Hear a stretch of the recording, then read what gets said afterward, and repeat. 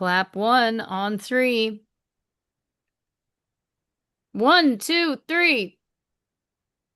What's up, everybody? Welcome to another episode of True Crime and Cocktails. We're so glad that you're here. As always, I am your host, Lauren Ash, and as always, I am joined by my co-hostess with the most S, Christy Oxborrow. How you feeling? Doing great. Great. Yeah. I'm gonna distract you from the uh, how are those new shoes? How'd Yep. the art thing go? I'm gonna distract you from the fact that I didn't do those Mm. with the delightful story that I moved to Regina, Saskatchewan, which is the capital. I moved there when I was in like 1993. So I was Mm-hmm. like 11, turning 12. And that's when I learned about the CFL team, the Saskatchewan Roughriders. And most importantly, that's when I learned about their mascot, Dear Sweet Gainer, who is the cutest gopher you've ever seen. I always dreamed I would get to meet him. I always dream, you dream these things, You and then you're do. like, never gonna happen. And then I went to a game last weekend. In your old shoes. I think you mean in my current shoes, Lauren. Excuse me. Actually, Continue. no, in my second pair, the pair that's okay. Oh, Pair okay. that the pair that I use for in public or more, whereas I've got the ones I slip on to like take a kid to school or to a play date or Sure. whatever. But if I'm like going to be walking for an extended time, I wear the better shoes, the ones I Well, can count. that's good. The downside is I think those are going to need to be replaced soon too. Not going to happen. Point is, so we got to go. My kids, my youngest, his flag football team got invited to play at halftime on the field. And he was immediately like, absolutely, yes, please. And so I was like, here we go. So we got to go. We had beautiful seats. The kids got to go out. I got very emotional watching him run on the field. He had the best time. And the mascot Gainer was just like like right on the field, like just with out of reach.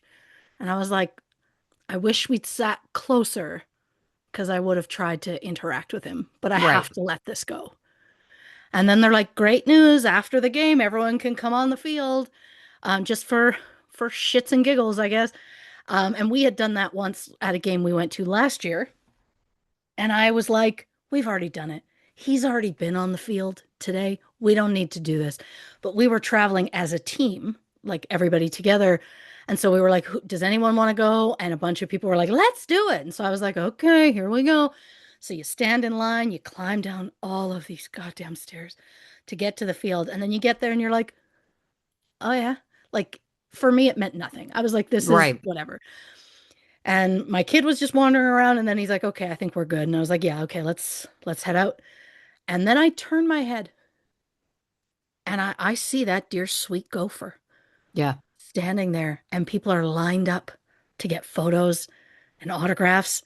And I screamed at my child, run, run, run, and kept pointing to Gainer and just left my child in this crowd, this massive crowd of people, left him, ran directly for that gopher, waited in line appropriately, did my thing, let my child go first. He had Gaynor signed a plushie for him, one of four plushies of him that I bought that day, just FYI. And then they got a photo, and then I was losing it. Like, I didn't know how to handle myself. I was like freaking out to the point I think I deleted an app on my phone while I was fiddling around. And then I was just like, I don't know what app it is. I guess I don't use it because I haven't noticed yet. Um, the lovely mother behind me was like, would you like me to take a picture? And I was like, yes, please. And I like shoved my phone at her. Um, I've never been more jazzed. Like I gushed at this gopher, told him how much I love him, how I've purchased multiple plushes of him that day. It was a dream come true. Now, I hope this isn't going to make me sound, I'll say it, dumb. But the name Gainer, is that a play on something? Am I missing it? Like what's the meaning of the name? Oh, I don't know. Oh, okay. Okay, great. I No, got because nothing. like Oh, the maybe. originals, the Sky Dome had a mascot named Domer, who was a turtle. I Oh, mean, that's adorable. that's beautiful. Um, so I was like, is there something it's like, is the shell logo a shell? You know what I mean? Like it was like Oh, the same. got I it. was like, I'm Got it. missing something. Now, this is the moment that people from Saskatchewan are going to be like, obviously it means this. Mm. Not me. I have no What? idea. I just, I, I, I got nothing. Yeah, I had no idea. I was just so excited to be there. Also, of the hats I own, Yeah. which it's hilarious. I own easily three times, maybe four times the hats that I do shoes. That's not the point. I was gonna say when you were like, I purchased four plushes. I bit my tongue because I was I about to know. say if only they'd had shoes for sale. But anyway, continue. It's just, well, I mean, they did have like a slide, but I was like, I don't need a slide. No, no, no. Um, You need an everyday shoe. I do. I need an everyday comfortable walking shoe Where for are an you? Where elderly are you on the woman. Crocs? What happened to the Crocs? I'll be honest, I tried them a couple of times and went, and then Not into never, them. I don't think I gave them a proper chance. And I think these shoes are going to fall apart and I'm going to have to. Well, I was just gonna say this might be an opportunity for you. It could be, and it should be. And look, I did buy a hat while I was there, Okay. only because now I went to a game last year, and then other than that, I hadn't been to a game since early 90s. Right. Um, and I didn't buy the hat last time because I was like, oh, I don't need it, I'm fine. And then this time I was like, well, what hat should I wear? Well, 99% of my hats are Philadelphia Flyers. Right. So that means the majority of them are black and orange in some way. Well, so I showed up with mostly black hat, but then like a bright orange peak. I show up, the opposing team is orange. Mm. And even though my hat very clearly said Flyers on it, I was ashamed to be in that building, that stadium rather, wearing the opposing team's colors. I felt awful. So I did go and buy myself a hat. And that's when I saw you could get like a little keychain gainer plush. And I was like, obviously I'm gonna buy that. And I leave, I go find my husband and our child, and I show our child the little gainer, and I was like, if you're interested, you can have it. If not, that's okay. In my head, I was like, I'll keep it, obviously. And he was like, obviously, yes, please. So I was like, okay, I'll just keep it in my bag, but that's yours. So then later we're standing in line for food and I see a little booth with items and I was like, maybe I'll just run over there and get myself one of those little gainer plushes because I'm going to regret it if I don't. So I went over, Right. got the plush. Well, son of a bitch, they have 12-inch tall gainer plushes in two different jerseys. I'm like, obviously I need one of those. Picked a jersey, got the mini one, went back to the line with them for food. And my youngest just looked at the bigger plush and went, oh, like that. And I went, well, there are other jerseys. And he's like, well, what's the other jersey? And I explained it and he went, I wouldn't mind the one in the other jersey.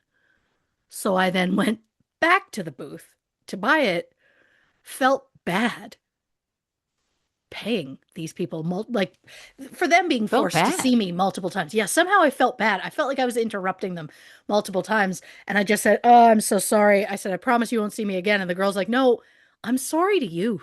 She's like, how many times have you been here? I'm like, so many. So yeah, my son and I each got a larger plush and then a mini one, and Gaynor signed the jersey of my of my bigger plush. Again, what a dream. I What a love to see this dream. for you. Yeah. I've been I love wanting it. to meet him for so long. I didn't think it was possible. Now I'm angry that the last time we were on the field, was he there and I didn't notice? What's interesting to me, and I want you to know that I say this with no agenda. Of course.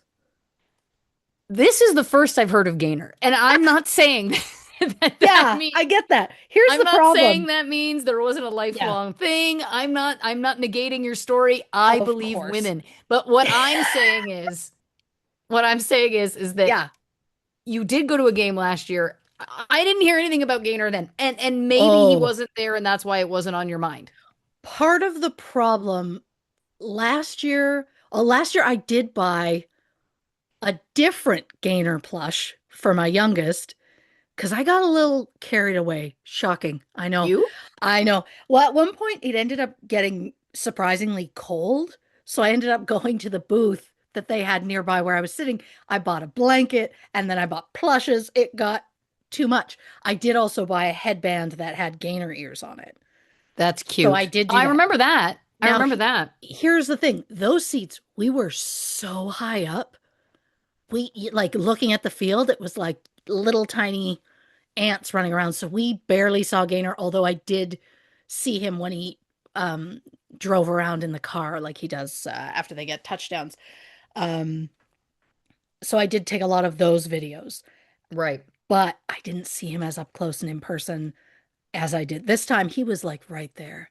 Like the whole time during the game, I was constantly snapping pictures of that gopher. And I told everybody around me that I was like, I'm at this game for two reasons. One, the halftime show, and two, that fucking gopher. And that's it. He was also wearing a replica of the team's Grey Cup ring.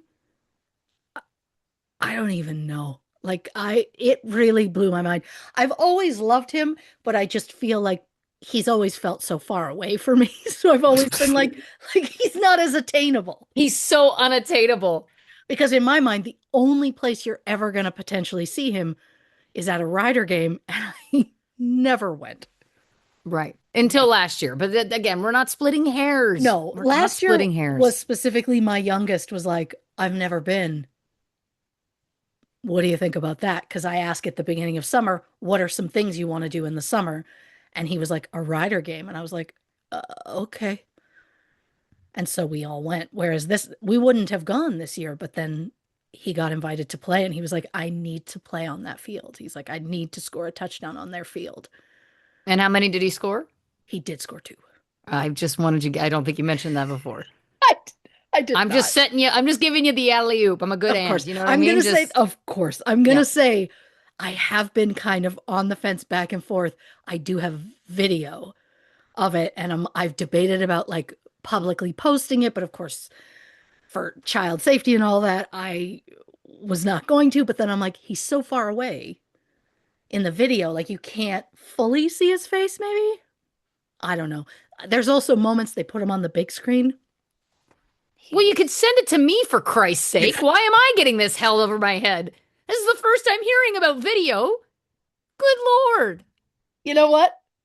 I'm gonna do it in real time. Please You're do. right. You're right. Please That is do. my bad. That is absolutely my bad. Here's I the thing. always want the As videos. soon Come as on. soon as we were done, well, I kind of felt bad because over the last couple weekends of football, I've been like, here's another one. Here's another one. I feel like I worry I send a lot. To Because me? that's Oh, you can't oversend. I should know that. I You should know should know better. that. Yeah. Um, oh God, which one? Was that the one? I think I'm just gonna have to send multiple. Well, we'll understand. The point is, again, like if we could just, why did I zoom in? Oh God, I'm everywhere and nowhere. I was gonna show you this one photo of this. Oh, no, I am falling apart while trying to use technology. Listen, we're all here for you. If we could just talk about this. That ring is hilarious. It's fantastic. I will also say, when Gaynor first existed, he looked like a beanie baby. Like he had these like Mm, just little black button eyes, and that was it. And he was the cutest. And then they changed him, and he looked like a psychopath. really? They've altered him again, and it looks much better. I think so many people complained that they had to, Oh, you know? well, here's something. Gaynor's name is a Yeah. clever anagram for Regina. Fuck. I feel like I know that, but yeah, that makes so much sense. That feels like the kind of wordplay you'd be into. It does. I mean, Gaynor, I just like to give you also a little bit more backstory on Gaynor. Gaynor, where is it? Was one of 38 children born to Dwayne and Agnes Gopher, owners of a small trenching and excavation company in Parkbeg, Saskatchewan. Although his parents always knew Gaynor was different from his siblings, they never in their wildest dreams ever expected one of their own to become a true Saskatchewan icon. Back in 1977, Gaynor bought a ticket to see his favorite football team play for the very first time. Immediately after entering the stadium, the lovable Gopher knew he found his destiny. After leading the crowd in a variety of cheers that day, the Rough Riders hired Gaynor on the spot, and the rest is now history. Anyway, it goes on from there, but I just like the earnest bio they've given him. oh my God, of course.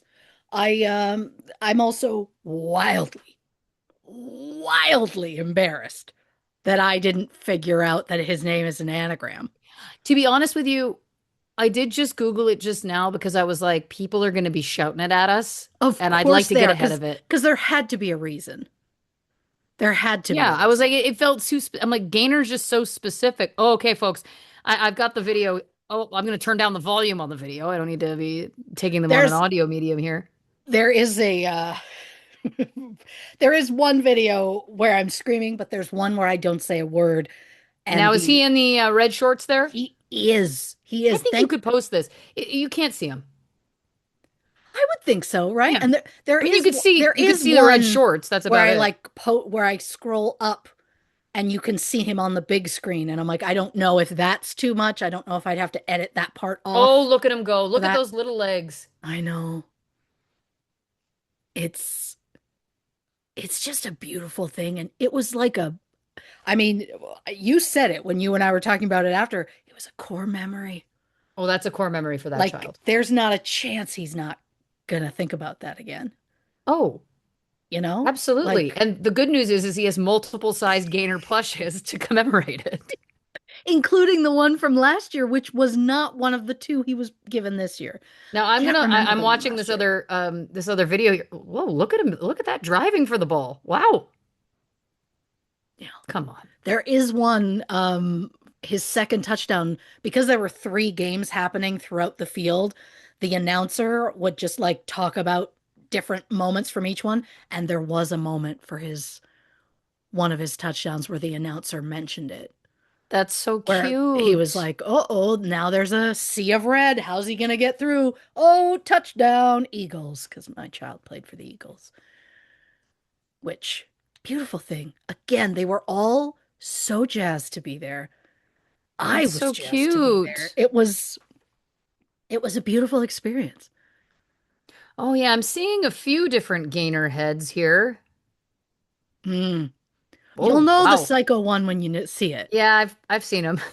Because they took this beautiful, sweet, pure thing and then they changed it, and it was really a shock. And they've since made him softer. Like they made him Well, nicer. I think it's the green eyes. Yeah, They're intense. it was, yeah. And it almost looks like a maniacal smile as It's opposed to very pure. Midnight at Freddy's or 5 o'clock at Oh, Freddy's or what Five is that? Nights at Freddy's. Yeah. Five Nights at Freddy's. Thank The you very much. FNAF. Yeah. Why would anyone spend more than one night at Freddy's? I can't answer that. But listen, I don't know. The middle one was obsessed with those yeah, he loves the horror because movies though, doesn't he? well, yeah, it was also like a horror video game with jump Right. scares and shit like that. And then they did the movie, and he was like, "Yep." And I think he saw that one in theaters, and then the second one came out. And there was a random day, I think it was just me and him at home, and I was like, "Oh, do you want to watch that?" And he was like, "Sure." And I was like, "I'd rather not. I'm just not built for it." Oh yeah, I get that. But I that's get that okay. for sure. That's okay. He's also seen movies in the theater this year that I'm like, I don't know that they should have let him in. What movies? Back Rooms Oh my God. and Obsession. Well, those are the two big ones. Yeah. Oh, he lives for it. He loves any sort of scary movie. He has not found one that he's like, I would never watch that again. Like he's You know, really living for it. It's so interesting. It's such a nature versus nurture thing, right? Because I feel like I Sure. don't think that you guys, it's not like you have like, yeah, I'll take, let me walk it back for a second. Sometimes if you see like a punk rock mom and dad, then you see a punk rock kid, right? And it's Yeah, like they've got a little blue mohawk or they've got, whatever, little of wallet course. chain or whatever. Mm-hmm. Cute. Um, Mm-hmm. but in terms of like horror movies, it's not like you guys are like goths or Mm-hmm. I just saw an image of you and your husband as goths in my mind, and I don't know why it just tickled me. Um, Yeah, anyway, but you know what I'm saying. It's not like there's like horror paraphernalia and you were like of exposing the course. children to it. Like I feel like he really came to that on his own and like genuinely loves it just on his own. And I feel like the other two Yeah. don't have that. No, I mean the oldest one, I'll say it, and I know it might sound strange, doesn't overly care for movies. Some Like people he'll don't. he'll watch some every once in a while, but he's just like, ah, yeah, like doesn't care. Doesn't care. Yeah, He would rather watch a sporting event or play some sort of a video game. right. Um, the youngest one, I mean, I don't, it depends. He's okay with certain movies, but yeah, it's weird that horror movies came out. I don't, for him, like, I think he got into the horror video games, and then that just kind of spread. And I think he started watching them at like sleepovers and stuff. Right. Like, there was a day we were watching a movie, and he walked in and he went, "Ah, Terminator 2." And we were like, "How do you know?" And he's like, "Watched it at a sleepover." And then all of a sudden, we're watching something else. He walks in and he's like, "Is this Alien?" And we're like, "Yeah." And he's like, "Watched it at a sleepover." I mean, I can't fault those movie choices. I mean, those are some classics right I there. But mean, I mean, we've I'd been like to known. have just a word with the parents, but what are you There doing are, showing that to kids that aren't your own? What are you oh, thinking? I'm convinced that so many of them are just like they put one on whether people realize they're watching it or not. I remember when I was a kid, I went to a birthday party and we watched Child's Play 3. Oh no. And we were Okay. quite young, Hmm. quite young. And that scarred me. It left a deep fear of Chucky being anywhere in my home. For years, anytime I went into a bathroom, I would check the little cupboard doors like under the sink Oh. for years. Now, did a parent think it was okay because it had child in the title? The parent, so this was and I'm not trying to gender this, but this was a little boy's birthday party. It was one of the first. I went to a lot of little girls' birthday parties. I Of didn't get invited to many little course. boys' ones, and this was one of the first. And it was at his dad's house. Again, I'm not saying that maybe dad made a bad call, Hmm. Hmm. but um, you know, it was definitely they definitely knew the content, and they definitely were like, "This is cool." But we were doing grown-up stuff at those parties. Like those parties specifically, we started having parties and I think he might listen to the show. If so, shout out. Um, but there was a quite a few spin the bottle parties happening, but we didn't have a bottle, so we used a tennis racket. Spin the racket. And I'm so sorry. Approximate age here? Once to The spin the Chucky bottles. the Chucky movie was probably, I want to say 8 or 9. Oh God. It's Hmm. pretty young, I think. Yes. The spin the racket parties, Of course. My I think apologies. were more like 13. Oh I wow. mean, it's still Okay. grown up behavior for a 13-year-old, don't get me wrong, but Sure. not Sure. grown up behavior. It's more teenager behavior. Yeah. I'll say it. And I'll out myself as a, you know, I don't even know the word for it. Nerd, perhaps. A square, one might say. Um, I don't believe in the history of me that I've ever attended a spin the bottle party. Yeah, we did them a lot.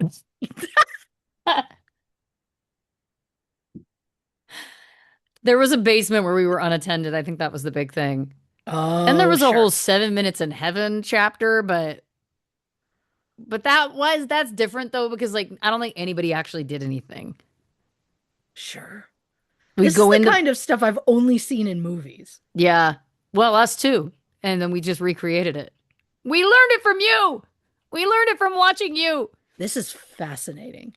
And Yeah. now I'm like gonna rethink the next time my child is like sleepover. I don't, yeah, I mean, It really it's weird because I mean I remember when we were kids there were like sleepovers a lot. hmm. And then my oldest did sleepovers every once in a while.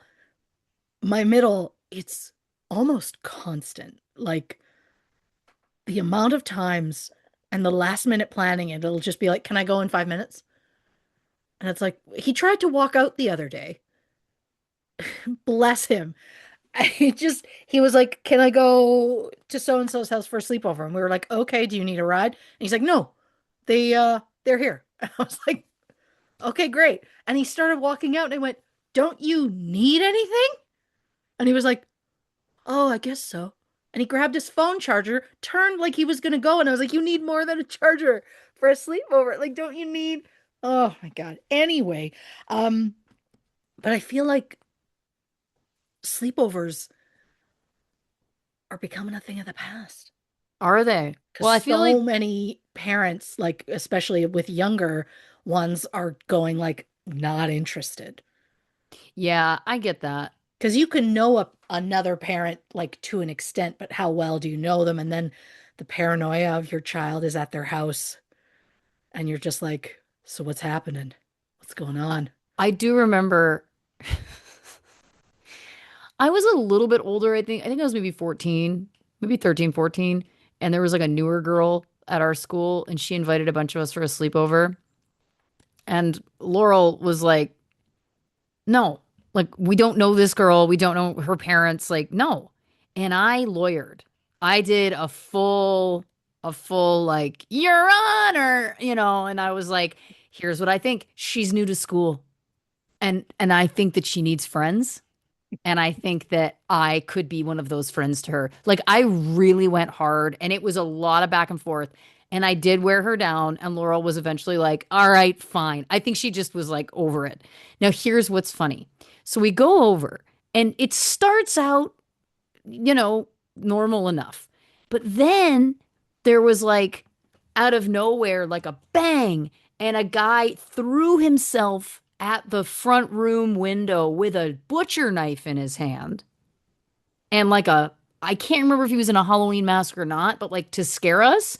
And we were all very scared. But it turned out this was the new girl's much, much older boyfriend who had brought his brother, who was even older, who was dating this girl's sister or friend or something. And then suddenly this turned into a co-ed sleepover. And I was like, oh, in my mind, I was like, Laurel was right. Laurel was right. This is inappropriate. This is inappropriate. Mm-hmm. Um, and I Mm-hmm. remember like seeing this girl sit on this much older boy's lap. Like I honestly, and I don't know, but like I think we were like 13, 14, and this guy was like, I think he was over 20. Like it was No. not good. Not good. At best 18, 19. At best. Oh, I don't So love still this. not great. And I remember seeing her sitting on his lap and like looking at this other girl sitting on this other guy's lap. And then of course I was like, this is I was fine. Like by the way, I was not at any risk. I mean, on paper. I mean, of course it's always a risk because what happens when the lights go out, who knows? But I was fine overall. But I did have this moment where I went, just moved to town and already found a guy, huh? I was Sex in the Citying at 13. You know what I mean? I was That just like, and I makes couldn't so help much but sense. wonder, how did you find a guy upon me moving to a new town? Um, I mean, if when you I'm were willing to still go for single. if you were willing to go for a 20-year-old, you could have had Oh, one in half a but second. here's the thing though. How do you meet them? I don't want to I know. wasn't in a, I never met them, and nor should I have, you know? No. I just want to know. And I Sure. really know I want the answer to be one way versus the other. Did you tell Laurel since then, or like is this now how she's finding out? Right now, I'm getting a message from her in real time. So the episode will come out. She listens in the morning Yep. on Yep. Tuesdays. So I'm thinking maybe 10:30 a.m. I'm gonna be like, I didn't know about this. Mm.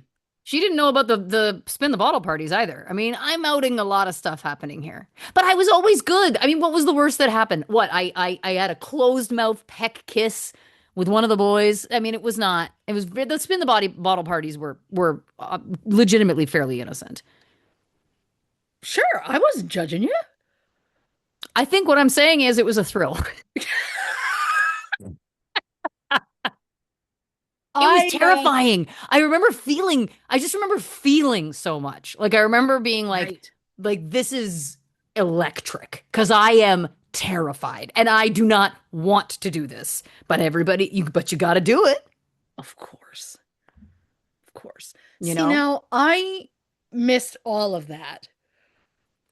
I just had, which sadly was for so long, my longest relationship of my life, obviously until my current one. But from kindergarten to grade two, I dated a boy. I remember. Yeah.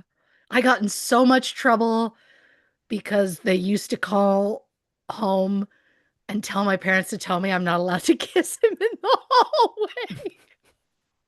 Look, you have been Oh, a lover girl. Like, look, we're talking about nature versus nurture. There yeah. we go. That is another absolute example of, you just came out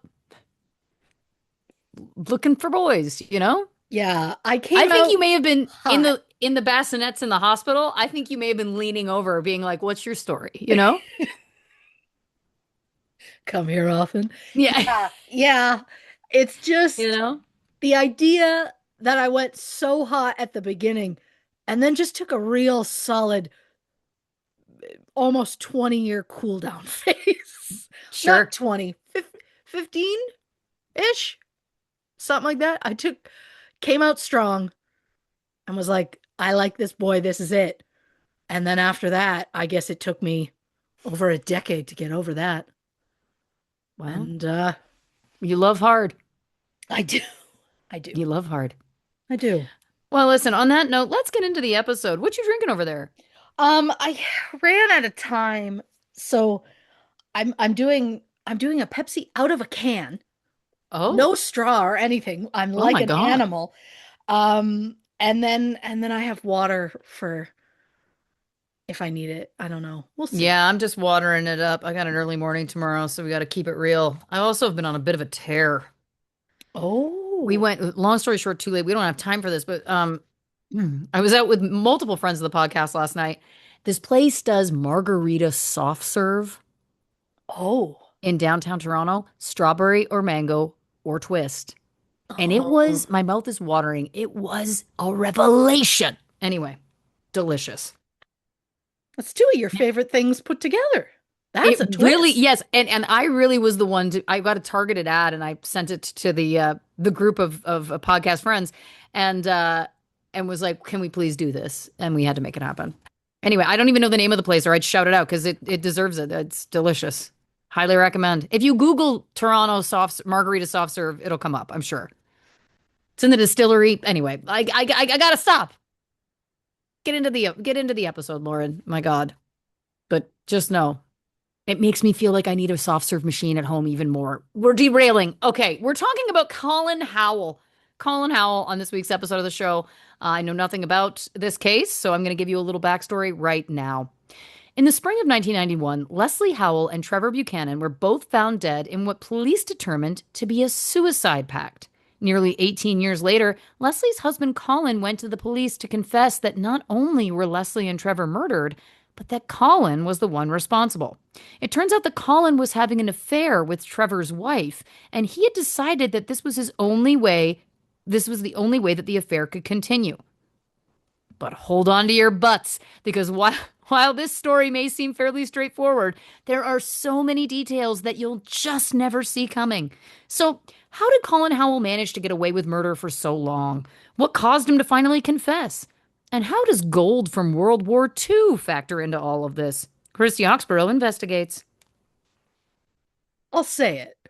This gets nuts. I can't wait. And the only reason I feel like I should say that now is because there might be people who are like, huh, you told us who the killer is? Like right out the gate? I did. I did because there's enough in here. You'll be fine. Anyway, so as I like to do, today's episode takes place in Northern Ireland, which is one of the four countries that make up the United Kingdom. The other three, of course, England, Scotland, and Wales. Royal County Down in Newcastle, Northern Ireland, was named the #1 golf course in the world by Golf Digest for several years, most recently in May 2026. Huh. And honestly, I don't know a lot about golf, but based on the photos, it's stunning. I'm going to post Mm. one in the case file because it is uh, gorgeous to look at. And speaking of beautiful sights, Northern Ireland is home to the UNESCO World Heritage Site known as the Giant's Causeway. The causeway is made up of roughly 40,000 black basalt columns that stick out of the Irish Sea. Legend has it that a giant named Finn McCool created the Giant's Causeway by tearing up parts of the coastline and throwing them into the sea to make a bridge to Scotland after another giant named Benandonner threatened Ireland. Mm. But it turns out Benandonner was much larger than Finn, so Finn runs back to Ireland and disguises himself as a baby. When Benandonner shows up, he sees Finn as a baby and goes, "Oh shit, this must mean his dad is even bigger. Can't deal with that." Giant leaves. Hmm. I know, so it worked. Um, so Benandonner back to Scotland, and he tears up as much of the causeway as he could to prevent Finn's father from following him. The truth about the causeway is it was probably caused by volcanic activity like 60 million years ago. But honestly, I think the legend is more fun. And I don't know that I've ever had a fun fact that included a legend, and I couldn't be more excited about it. I agree. Uh, Belfast born author C.S. Lewis, whose initials stand for Clive Staples, which I did not know, um, is easily most known for writing the Chronicle of Narnia series. The seven book series was published between 1950 and 1956, with the first book being The Lion, the Witch, and the Wardrobe. And located outside the Holywood Arches Library in East Belfast, there is a place called C.S. Lewis Square, which features 7 life-size bronze statues of characters from the Narnia series, including Aslan, the White Witch, Mr. Tumnus, and Mr. and Mrs. Beaver. It is also home to a bronze sculpture called The Searcher, which includes the classic Narnia wardrobe and Professor Diggory Kirk, a character from the series who traveled to Narnia in his childhood. Did you know that C.S. Lewis died on November 22nd, 1963, the same day as the JFK assassination? Really? No, they're not related, but I find that fascinating. How do we know they're not related? Great call. For more on that. If there ends up being some connection, I might shit my pants. I'll say that. Speaking of literature, tailor John Getty McGee, who owned his own shop in Belfast, created a double-breasted coat with pleats, pockets, a belt, and optional cape. The design was made famous when it was described as the outfit worn by fictional detective Sherlock Holmes. Other things invented in Northern Ireland include ejection seats, portable oh my God. Defibrillator. Thank you so much. Pneumatic tires, milk of magnesia, the modern tractor, the Kelvin scale, streetcars, the DeLorean, and the Titanic. Oh, yee. Yeah. They still, I don't know that we should brag about it, but but they do. I mean, they still got it built, you know? They got it built, and it probably would have been fine if it wasn't for that chunk of ice. Well, yeah. Uh, I blame the navigator, yeah, yeah. I right? don't see why not. Um, 23-year-old Jack Keyes from Londonderry earned the Guinness World Record for beer drinking in 1969 after consuming 36 pints in 60 minutes. Wow. The record was permanently retired 20 years later due to concerns over health and safety. Yeah, I think that's one that Yeah. maybe for Yeah, everyone's heart health. that was Good one to put God. down. In 1996, Tom Gaskin of Newry earned the Guinness World Record for most beer keg lifts in 6 hours after lifting a keg over his head 902 times. The keg weighed 62 and a half kilograms, or roughly 137 pounds. I just, no thanks. Everybody's different. In June 2024, 20-year-old Declan McFerrin from County Antrim broke the Guinness World Record for fastest time to assemble a Mr. Potato Head. After 4 hours straight, Declan successfully beat the original record by 0.28 seconds by assembling the toy in just 5.15 seconds. It's something to see with it all laid out and his hands on like a thing, and then you start the timer, and fascinating to watch. Musicians from Northern Ireland include Van Morrison, Feargal Sharkey, and Snow Patrol.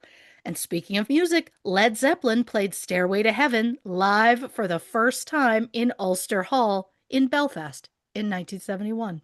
Huh. Due to the gorgeous landscape, it should come as no surprise that several movies and TV series have been filmed in Northern Ireland, including Artemis Fowl, City of Ember, Dungeons and Dragons: Honor Among Thieves, Hellboy 2, The Lost City of Z, Transformers: The Last Night, Game of Thrones, and Derry Girls. Northern Ireland is also the birthplace of Derry Girls actresses Saoirse Monica Jackson, Tara Lynn O'Neill, Jamie Lee O'Donnell, and Kathy Kira Clark. Other famous people born in Northern Ireland include Liam Neeson, Jamie Hmm. Dornan, Kenneth Branagh, who I refuse to call Sir because of what he did to Emma Thompson, Dinosaur Daddy Sam Neill, golfer Rory McIlroy, and lawyer Paul Tweed, who in 2012 won a libel case against the Daily Mail after they falsely reported that Nicolas Cage committed tax evasion. It's just when you don't see them coming. Like Yeah. sometimes there's a little bit of foreplay, you know what I mean? Yep. And it's like, "Oh, Yep. here it comes. Here I go." But then when it's a sneak attack, Yep. chef's kiss. Paul Tweed uh, is one of the top defamation lawyers in the world. He has also represented Jennifer Lopez, Sylvester Stallone, Colin Farrell, Harrison Ford, and Britney Spears, among many others. Hmm. So we've come to it. Finally, for the people who've been skipping waiting for the juice. Now is your time. Keep squeezing. Disclaimer. Ah, this episode will contain mentions of suicide, sexual assault, and abortion, so trigger warning for those who need it. As part of my research for this episode, I watched season 3, episode 2 of the series Murder by Medic and the 2026 BBC documentary Confessions of a Killer. Colin Howell was a successful dentist, a committed Christian, and a devoted family man who shocked the town of Coleraine, Northern Ireland, when he walked into a police station on January 29th, 2009, and confessed to a double murder, which occurred nearly 18 years earlier. Adding to the shock was the fact that police had initially declared the two deaths as suicides and that one of the victims was Colin's first wife. And I know what you're thinking. A successful dentist kills his wife? Haven't we heard this one before? No, but close. And I appreciate how much you pay attention to detail. In episode 245, we talked about Bianca Rudolph, who was fatally shot during a hunting trip in Zambia in 2016. Bianca's husband, Larry, claimed that the gun accidentally discharged when Bianca was packing. The case was considered a tragic accident, but thanks to Bianca's friends who refused to let it go, Larry was arrested for Bianca's murder 5 years later and eventually convicted. For more information on that, you could check out our episode Trophy Wife Murder on Safari. And while both cases include male dentists who kill their wives and initially got away with it, this one takes a different turn because Colin Howell only got caught because he confessed. So, how is it possible that police mistook two murders as suicide? Well, to answer that, we have to go back to the beginning. In Belfast in 1981, Colin Howell was training to become a dentist when he met Leslie Clark, a nurse in training. The couple started dating, and when Leslie became pregnant soon after, Colin insisted she have an abortion because he was a devout Christian who didn't believe in having children out of wedlock. Seems perfectly fine with having sex out of wedlock, but that's Mm-hmm. fine. But this, to me, is our first indication of just how much Colin's public image means to him. In the summer of 1983, Colin and Leslie got married when they were both 23 years old. The couple settled in Coleraine, where Colin worked at a dental practice and Leslie worked at a local hospital until they started having children. Between 1984 and 1990, they had four children: Matthew, Lauren, Daniel, and Jonathan. The family attended the Coleraine Baptist Church, where Colin volunteered as a youth leader in his spare time. At some point in the late 80s, Colin set up his own cosmetic implant dentistry in Ballymoney, which is about 9 miles southeast of Coleraine. The practice became incredibly successful, and from the outside, the Howells seemed to be the picture perfect family. At church in 1986, the Howells were introduced to Trevor and Hazel Buchanan, who had just moved to town. In 1980, Trevor met Hazel Elkin when he was working as a police officer in Castlederg. The couple were married in 1981 when Trevor was 22 and Hazel was 18. The couple had two children, a daughter Lisa in 1982 and a son David in 1984. At the time, Castlederg was heavily impacted by the Troubles, which was a violent conflict between Protestants who wanted Northern Ireland to remain a part of the United Kingdom and the Roman Catholics who wanted their country to become part of the Republic of Ireland. The conflict ran for roughly 30 years, starting in 1968. And while I understand the importance of such historic events, we unfortunately don't have time to get into that further because we have a lot to get through with this dipshit Colin. So I'll just say that because of the Troubles in the mid 80s, there were a lot of bombings in Castlederg because it was so close to the Irish border. In 1986, more than 80 people were killed in various bombings. So when a position was opened for Trevor to transfer to the quieter town of Coleraine, the family immediately took the chance. And since the Howells and the Buchanans both had kids of similar ages, the families immediately started spending a lot of time together, especially at church, where Hazel taught Sunday school. Unfortunately, Hazel had grown restless in her marriage, which is no excuse, and Colin was, well, just a prick. So in early 1990, Hazel and Colin started an affair. At the time, Leslie was pregnant with the couple's fourth child. Ugh. The other wife killing dentist that I mentioned earlier in this episode also cheated on his own wife. So I guess Colin Howell had more in common with Larry Rudolph than I first realized. They were also both arrogant pricks who believed that they were better than everyone else. And I also hope they both rot. So I guess they have those in common as well. But my anger aside, early into the affair, Hazel became pregnant. And since they were unsure of who the father was, Colin forced Hazel to get an abortion. Yeah. Ugh. The pregnancy was clearly a wake up call, so the couple decided to end their affair, only to start it up again a few months later. During a clandestine meeting at Castle Row Forest in October 1990, Colin and Hazel's vehicles were spotted by a member of their church, who immediately told their pastor, John Hansford. John confronted the couple and suggested they both come clean to their respective spouses.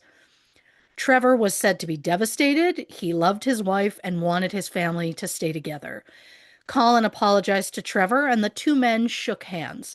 According to Elizabeth, the pastor's wife, after a wrongdoing, there was repentance, forgiveness, and restoration. So to her, it was proof that their Christian counseling had been a success. However, when Leslie, who had just given birth, learned of the affair, she was distraught. According to Colin, Leslie exploded, then went, oh boy, then went to the bathroom, took a bunch of pills before rushing out of the house, leaving a note behind which read, "I can't anymore. I'm going to sleep now. And if I wake up in the morning, let this be our secret." Leslie rushed herself to the hospital where she had her stomach pumped. She said she immediately regretted what she had done, and she said she would never intentionally leave her children. Colin and Hazel agreed to end the affair for good, and both couples agreed to do counseling through the church. Colin described his attraction to Hazel as an addiction, so it should come as no surprise that a few months later, in early 1991, Colin and Hazel's affair was back on. By then, Leslie was so miserable in her marriage that she started consuming a lot of red wine, sometimes mixed with various pills. But from the sounds of it, sometimes Colin would give Leslie pills without her knowledge so she'd fall asleep so he could leave the house to see Hazel without Leslie knowing. Ugh. Like I said, the man is a prick, especially since he didn't view his wife's potential suicide attempt as a cry for help, but rather as a potential opportunity to get her out of the way entirely. Because Colin comes up with this plan to not only kill his wife, but to also kill Hazel's husband, Trevor. In early May, Colin meets with Hazel twice to discuss his plan. At no point does she say no. And then, as though Leslie wasn't already going through enough, on May 7th, 1991, her father, Harry Clark, died unexpectedly while staying at Leslie's house. While no autopsy was performed, it was believed that Harry died from heart failure and his death was declared natural causes. Years later, after Colin confessed to Leslie's murder, Leslie's brother Chris accused Colin of killing his father. Colin denies it, but as of this record, no investigation into that accusation has ever been done. Following the death of Leslie's father, Colin decided it was a prime time to fake his wife's suicide. So he gave Hazel some sleeping pills and told her to crush them up and put them in Trevor's food. And then he gave Leslie some pills, although it was never specifically said how he gave her the pills. On the night of May 18th, Colin waited for Leslie to fall asleep in their living room. He took a plastic baby bottle, which he had cut the bottom inch off of and then cut off the tip of the nipple. He placed the bottle over the exhaust pipe of his car. He then threaded a hose through the bottle and took the other end to the living room. I guess the bottle made the hose fit more snugly into the exhaust pipe. When the end of the hose was near Leslie, Colin went back outside, started the car, and then just kind of waited for his wife to succumb to carbon monoxide poisoning. However, Colin soon realized using this method meant he was probably going to have to pretty much fill the entire room with fumes. And he realized that was going to take way too long. So he went into the house and put the hose directly under Leslie's face, tucking it beneath the quilt she had on her. When he saw Leslie start to stir, he quickly ran over, pulled the quilt over her head. He said in her sleep, Leslie called out the name of their oldest son, Matthew. Oh, God. Colin went back outside and waited a few minutes until he believed that Leslie was dead. He then went inside, called Hazel to tell her to get ready, and carried Leslie's body back outside. Colin placed Leslie in the boot or trunk of his car, covered her in a blanket, and placed his bicycle on top of her. He then drove to the Buchanan's house where he planned to do the exact same thing to Trevor. Now, just a quick note.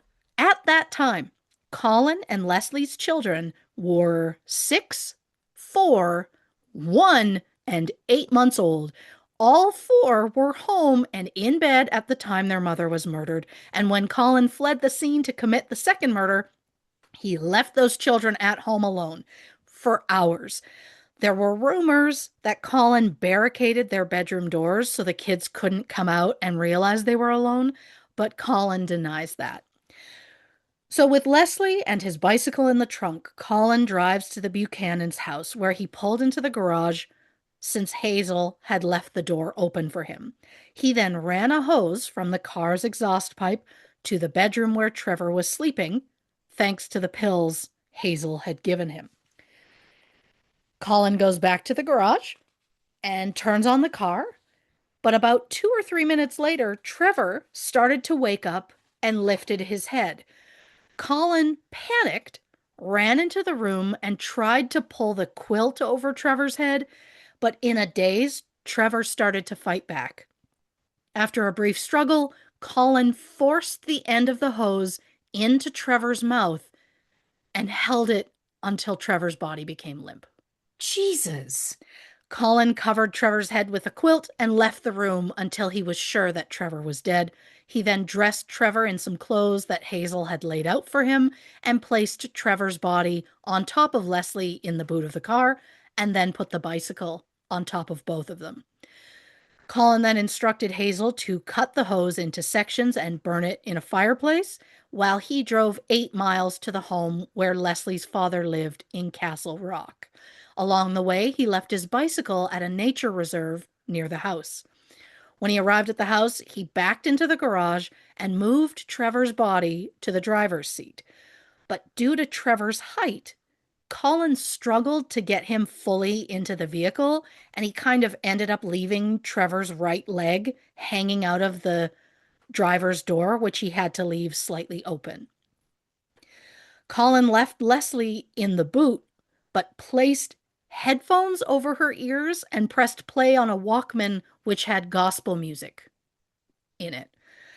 He then surrounded her body with pictures of the children as well as a photo of himself. Disgusting. Colin then took an old vacuum hose and placed one end in the car's exhaust pipe and the other end in the boot area, which, from the looks of it, I think the boot kind of like opened up into the back seat area. So it wasn't like the typical trunk that North Americans might think of. Colin then started the car, closed the garage door, walked to his bicycle, and biked home. He said the trip back took nearly 4 hours. When he returned home, Colin burned the clothes and the gloves that he was wearing. Around 8 a.m., he called the police just to ask if there were any traffic accidents that had been reported because he was worried he hadn't seen his wife. He said later that he was fabricating the idea that he was concerned his wife wasn't home. Colin then called one of the church elders and said Leslie was missing. When the elder asked Colin if he knew where Leslie might go, Colin suggested she might go to her father's house in Castle Rock because she's still reeling from his death. This guy. And helping with the ruse, Hazel told police in the middle of the night she woke up to the sounds of Leslie and Trevor in the kitchen talking about how distressed they were over the affair. When interviewed, both Hazel and Colin said their spouse couldn't accept the affair, and they were both unable to forgive it. Colin, that piece of shit, even went so far as to claim that Leslie had verbally and physically abused him because of the affair in the weeks leading up to her death. He added that the night before her death, Leslie had told Colin that he would never know the depth of pain he had caused. He said, quote, "I tried to reconcile with Leslie, but she wanted to be alone." He said he went to bed as usual and in the morning realized that she was gone. Police were sent to Harry Clark's house in Castle Rock, where they discovered the bodies of Leslie Howell and Trevor Buchanan in the garage. Leslie Howell was described as a loving and devoted mother She was just 31 at the Oh, time of her death. Trevor Buchanan was described as funny, friendly, and liked by everyone. He was just 32. Given the fact that the vehicle had been turned on and that there was a strong smell of car exhaust fumes in the garage, it was immediately believed that Leslie and Trevor had taken their own lives in some sort of suicide pact following the distress over their spouse's affair. Colin helped with the theory by showing police a supposed suicide note written by Leslie that Colin claimed he found on the kitchen floor the morning after her death. The note, however, is the very one she wrote back in October when she first learned about his affair, the one where she said, I can't do this anymore. I'm going to go to sleep. Based on the autopsy reports, there were small traces of drugs found in both of their systems. However, the amounts were found to be within therapeutic limits, so that ruled out overdose. Leslie and Trevor's deaths were determined to be caused by carbon monoxide poisoning, so both of their deaths were ruled a suicide. An inquest into their deaths a year later came to the same conclusion, likely in part because Colin and Hazel both testified about how unhappy their spouses were in their marriages. Of course, we know now that Leslie and Trevor were actually murdered, but that's only because of Colin's confession. Without that, the murders likely never would have been discovered. But that's not to say that the initial police didn't bungle the investigation. How so? I'm glad you asked. I mean, there's the fact that one of Trevor's legs was hanging out of the driver's side door, which was open, as was the driver's side window.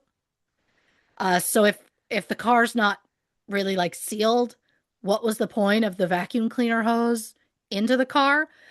Speaking of the hose, it only loosely fit into the exhaust pipe, and there was a kink in the hose. So probably didn't get it that way. And if that wasn't suspicious enough, there is the fact the police didn't collect it as evidence, so it was never fingerprinted. oh, great. And while I know that Colin was wearing gloves, if they could show that neither Trevor nor Leslie had touched it, they could prove they didn't place the hose there and they could prove someone else was involved. Many of the other items found in the garage were not collected as evidence. The car was not forensically examined. Few photographs or measurements were taken at the scene. No one seems suspicious of the fact that there was blood on Trevor's sweatshirt, which came from the struggle he had with Colin. Autopsy photos showed an injury to the back of Trevor's head, which appeared to be bleeding, as well as injuries to Trevor's nose and mouth. The injuries to his face were so noticeable that multiple people pointed them out to investigators after seeing Trevor at the wake.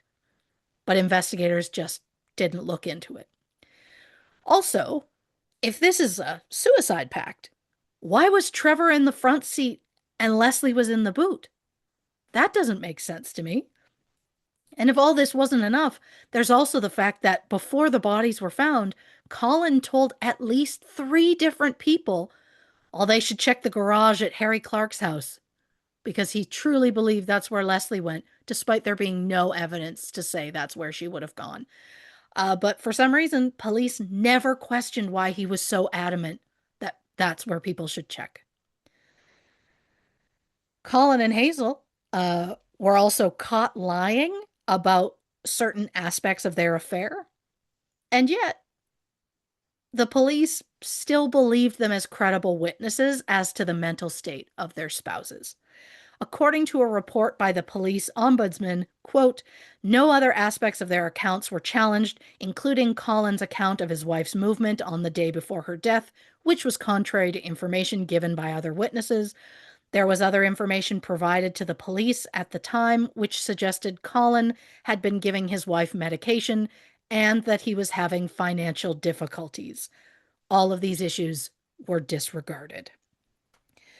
But despite all of this, police fully believed that Leslie Howell and Trevor Buchanan had taken their own lives. After the funeral, Colin and Hazel continued their affair. They managed to keep it a secret, although they eventually started bringing their children along to hang out.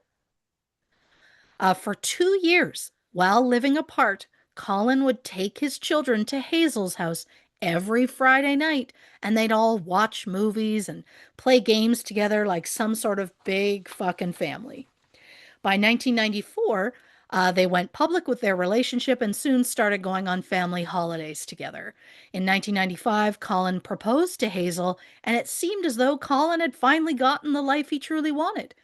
His financial troubles were eased by the fact that he received nearly £400,000 from life insurance and his father in law's estate, because once the father in law died, the estate, before this estate could get figured out and inheritances could be given out, um, Leslie died.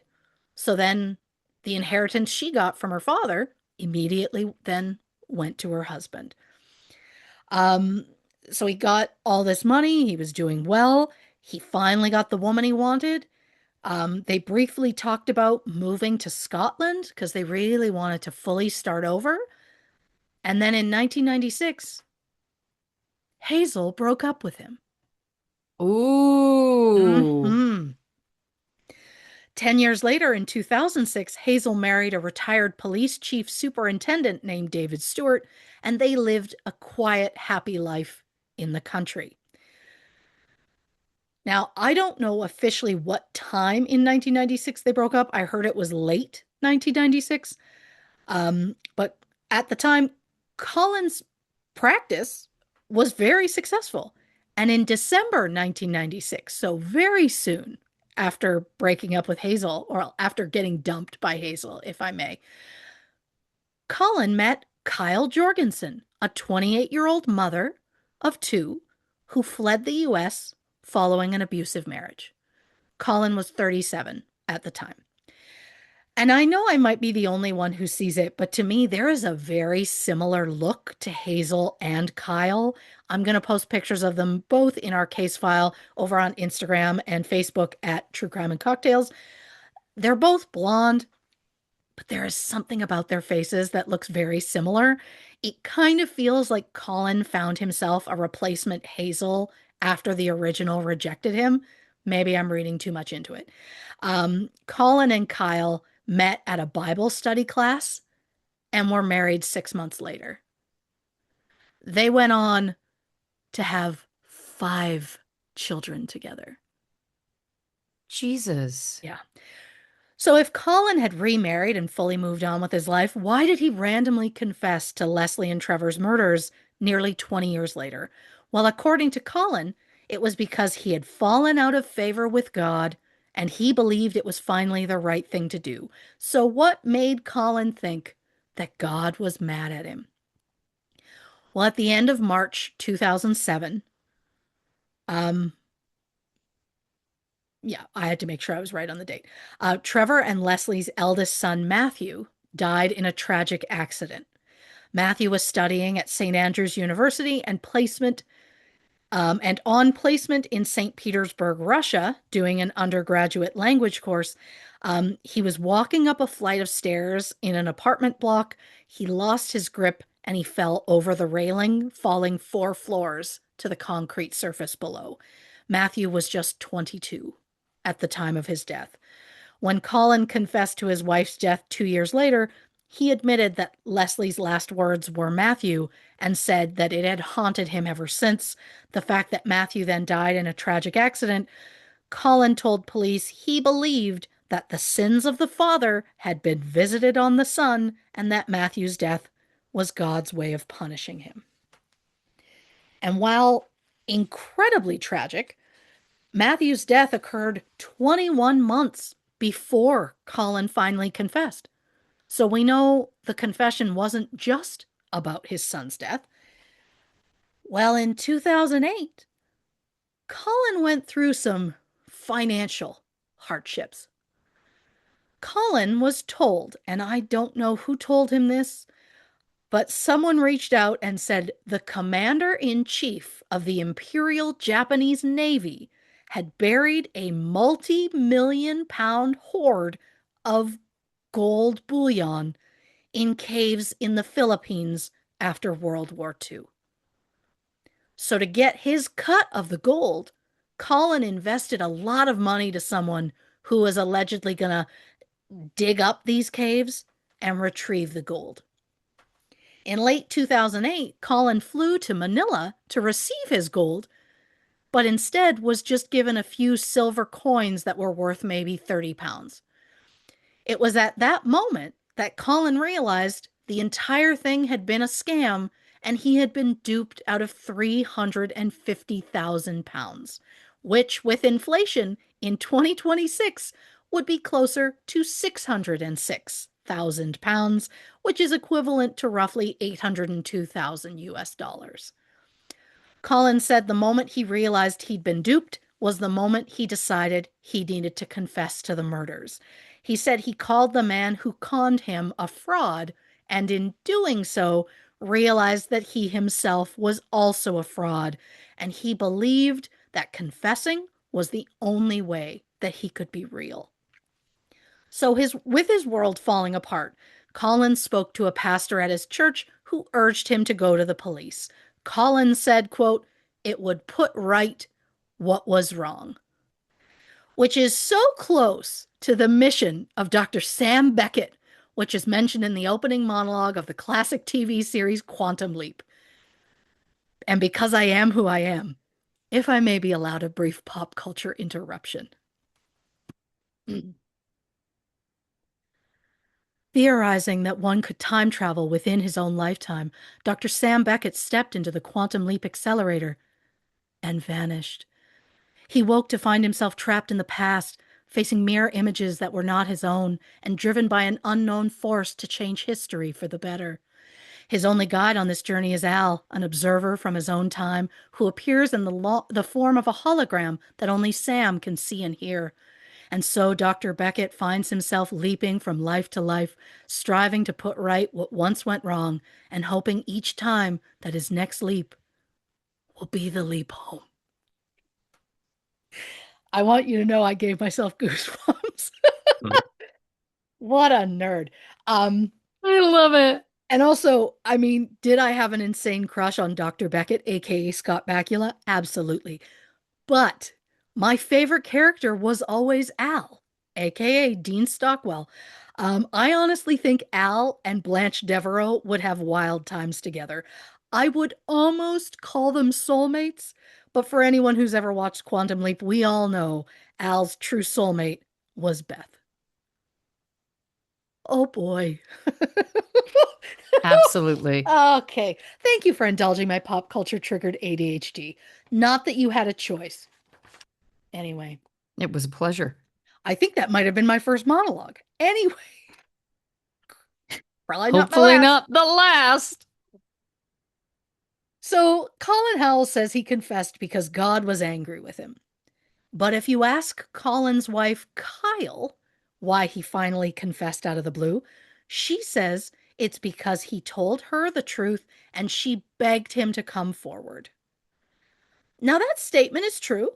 Colin did confess to Kyle about the murders, and she did urge him to come forward about it. The key piece of information left out here is that Colin told Kyle about the murders in the summer of 1998, a year after they were married. She says she begged him to go to the police, but he told her he couldn't because of the children. Colin allegedly told her, "Take a deep breath. It's waited 7 years. It can wait one more day. We need to sort out the children." He also allegedly told Kyle if she went public, he would take his own life. So essentially guilting her into silence. In the end, they both decided it was best to just stay quiet entirely. At the time of the confession in 1998, Kyle and Colin had one child together. And then somehow, after that confession, they ended up having four more kids, which is wild to me. No judgment, uh, because I'm convinced that Colin completely manipulated her. But having children with a man after you learn he's killed two people, including his first wife, I'd never feel safe around him. Maybe that's just me. Kyle stated she tried to talk to a church elder about it, but Colin was so well respected at the church that no one believed her. Now that I actually believe, because if there's anything that people in positions of power like to do best, it's covering the criminal behaviors of shitty men. Another example for you, shortly after Trevor and Leslie's funerals, Colin wrote Hazel a letter and asked a member of the church to pass it along. The member later admitted to police he was incredibly suspicious of Colin, so he steamed the letter open, read it, made a photocopy of it, and then passed it on to Hazel. Okay, Jessica Fletcher. Couldn't be more jazzed for this person. I love the energy. In the letter, Colin wrote that he was sorry, but he didn't love Leslie enough. Oh, didn't love her enough to let her live. Mm. He then wrote, quote, I've taken a mother away from her children, but God will provide another for them. I only hope and pray it will be you. So, kind of admitting to the murder, and also proving he's arrogant enough to believe he can easily just swap out one mother for another and the kids are going to be fine. Gross. The church member gave the photocopy of the letter to the church pastor, who said Colin just needed counseling. Oh, great. And this is why I will never truly understand certain religious people. The idea that you can literally do anything, including murder, but if you apologize, then all is forgiven and off to heaven you go, is absolute bullshit to me. And to suggest that God will provide you a second wife after you've killed the first is also absolutely insane. And to the pastor who knew that Colin committed murder and said nothing, man of God or not, fuck you, sir. Colin didn't need counseling, he needed prison. Kyle publicly stated that when Colin confessed to her, she told him the truth will set you free, and then just seemingly let it go. For a decade. Colin said he believed that confessing to Kyle was the equivalent to a Christian conviction, meaning he was immediately forgiven. And since she Oh, said nothing, he believed she agreed. oh, great Kyle, communication skills here, folks. 100%. Kyle said of Colin, quote, I really looked up to him as a teacher. His biblical knowledge was amazing. Now, I'm not familiar with the Bible. In fact, my only experience with it was in the fourth grade when people from the Gideon's International came to our music class and gave us each a small pocket sized Bible to take home. I never read it, not a single word, but I flipped through that thing for hours because I liked the silky feeling of the paper on my fingertips. This is where I'm at mentally today, and I will not apologize for it. Mm. It's beautiful. And look, while I may not have read the Bible, I'm like pretty sure there's at least some version of the Ten Commandments in it. And There's literally the Ten Commandments. if I'm not mistaken, the commandments include such bangers as thou shalt not kill and thou shalt not commit adultery. And Colin did both of those twice. But him admitting it out loud just completely wipes the slate clean. Get the fuck out. That makes no sense to me. But just out of curiosity, what led to Colin confessing to Kyle in the first place? Well, it turns out it all started with Colin confessing to another affair. Yeah, just 15 months after they were married, and about 7 months after the birth of their first child, Colin admitted he'd been cheating on Kyle. He promised to end the affair and then mentioned he also cheated on his first wife, as though that was somehow an excuse. While Colin was talking about his affair with Hazel, he just casually mentioned he also murdered his wife and Hazel's husband and staged the murders to look like suicides. And then on top of that, in 2003, Colin confessed to Kyle, ah, shit, he had another affair. So I guess when Kyle said Colin had amazing biblical knowledge, She was really meaning he knew how to use portions of the scripture to benefit himself and manipulate others, because this dude was not a decent Christian. He wasn't even a decent man. Police investigated Kyle to determine if she should be charged for knowing about the crime and for not coming forward. It was later decided there wasn't enough evidence and charges were never filed. So, just over a decade after he first confessed to the crime, Colin Howell finally went to the police in January 2009 to admit what he had done. He said he felt compelled to come forward because he'd fallen out of favor with God and wanted to make things right. Although I think the truth was, he was a broken man who had pretty much nothing left. At the time, Colin owed hundreds of thousands of dollars in taxes, but he couldn't afford to pay them because he blew his life savings on that gold scheme. And he recently started making a lot of mistakes at work. So his business started to flounder. And then he recently got kicked out of his house and had to move into a caravan alone because Kyle threw him out when she found out that following the death of Matthew in 2007, Colin rekindled that affair that ended in 2003. This guy. Also worth noting, the woman involved in this most recent affair was one of the nurses from Colin's dental practice, Oh, such a cliche. which is another move from the Larry Rudolph Dentist Creep Handbook. Again, for more on Larry Rudolph, check out episode 245. Following his confession, Colin Howell was arrested and charged with 2 counts of murder. Less than 3 months later, Kyle packed up the children and returned to the U.S., specifically to Florida, where Colin and Kyle had planned to one day retire. 2 months later, Colin sent Kyle a letter which read, quote, "You must either write to me to clean the slate or now acknowledge I have done everything possible to be truthful and honest and now set yourself free to forgive." Kyle instead just filed for divorce. Good. To quote the great Jessica Walter in Arrested Development, good for her. When Colin gave his confession, the police recorded the entire thing. Some of the tapes were released in the 2026 BBC documentary Confessions of a Killer, and honestly, it is chilling to hear how calm and cool Colin is when he's talking about murder. He went into incredible detail about what had happened, including the fact that if Leslie had fallen asleep in bed that night instead of falling asleep in the living room, the murders wouldn't have happened that night because the hose wasn't long enough to reach the bedroom. But why was that specific night chosen in the first place?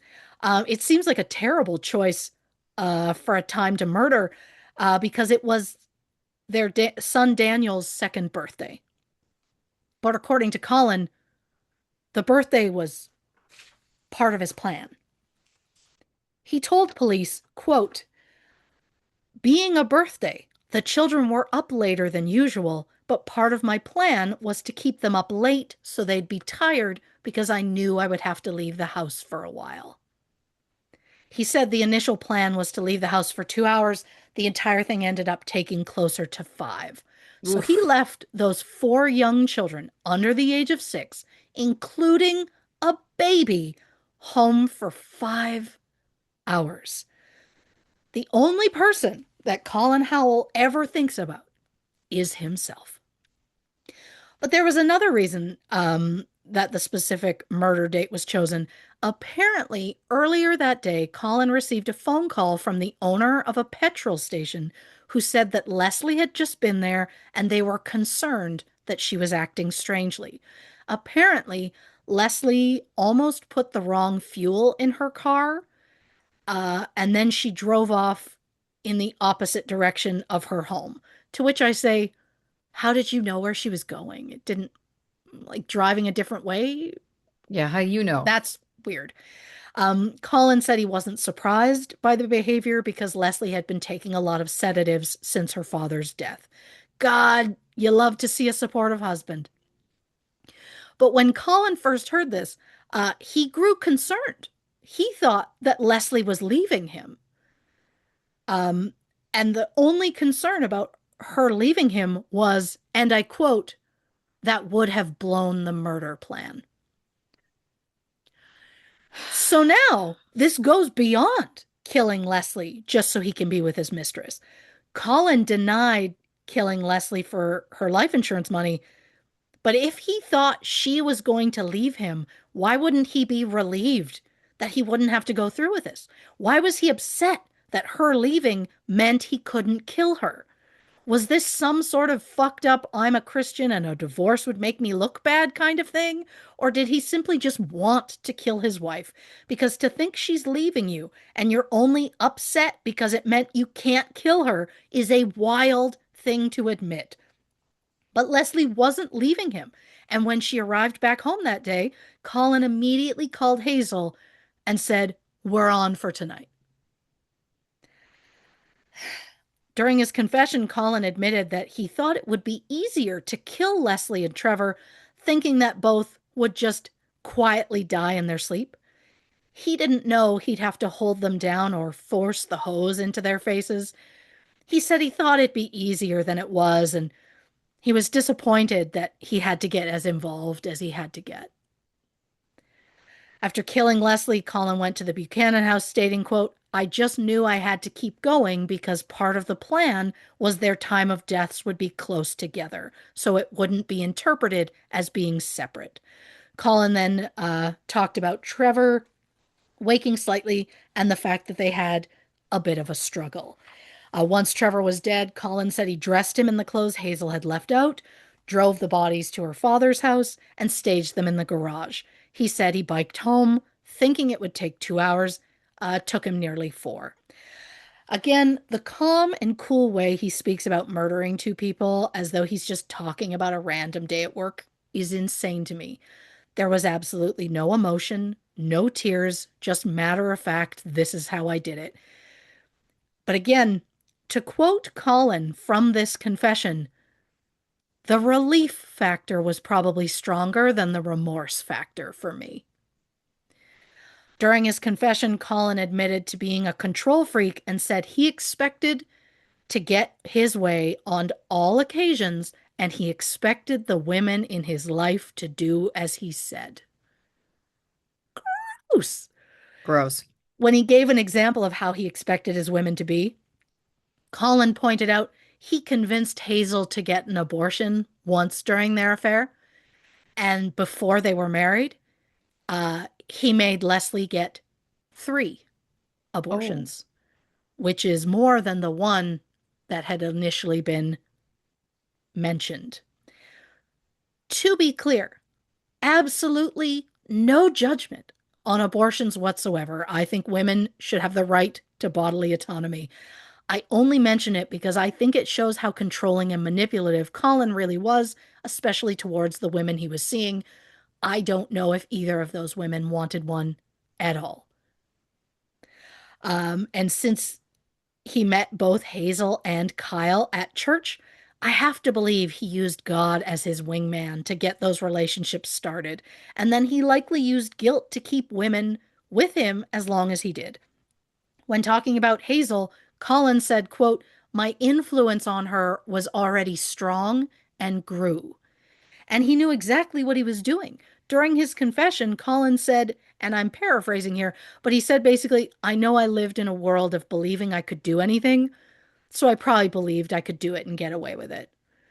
And the most shocking part is while he went to the police to fully confess, he refused to enter a guilty plea, so his trial was set for November 2010.